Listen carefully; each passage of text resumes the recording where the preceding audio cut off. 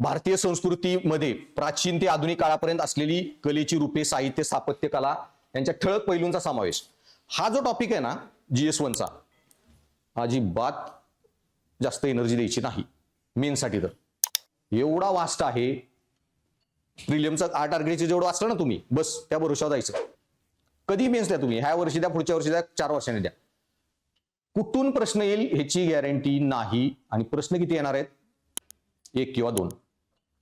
1 आणि 2 पेपर प्रश्नासाठी जर महिना जर तुम्ही घालवत असाल मेन्सच्या प्रिपरेशनचा, लय वेळापण आहे. त्यामुळे 2 मध्ये एखादा असा प्रश्न येतो की गांधार स्कूल ऑफ आर्ट आणि मथुरा स्कूल ऑफ आर्ट दोन्हीमध्ये कम्पेअर करा, किंवा ग्रीक कलेचा गांधार स्कूलवर कसा परिणाम आहे कम्पेअर करा. भारतातील वेगवेगळ्या टेम्पल हे जे आहेत स्थापत्यकलामध्ये मूर्ती हे जे मंदिर तर मंदिरांच्याच ज्या फॉर्म्स आहेत द्रविडियन, नगारा वगैरे त्याच्यावर टिपला. मग त्याच्यामध्ये पण काय करायचं, जे महत्वाचे टॉपिक आहेत ना ते 10-12 उत्तर जमलीच पाहिजेत. मग भारतामध्ये 8 क्लासिकल डान्सेस आहेत, व्यवस्थित जमले पाहिजे, लय महत्वाचे.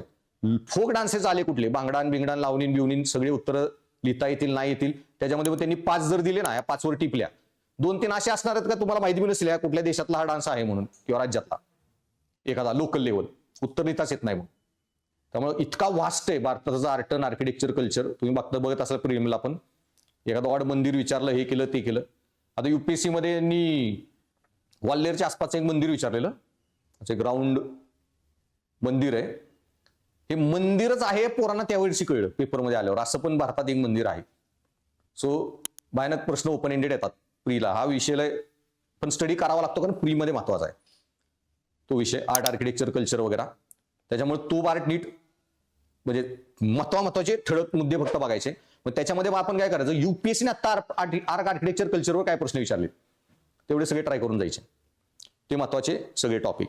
मग 8 क्लासिकल डान्सेस आणि पुढच्याही अटेम्पला मॅक्झिमम प्रश्न तिथूनच येणार. सो ते सगळे महत्वाचे फॉर्म्स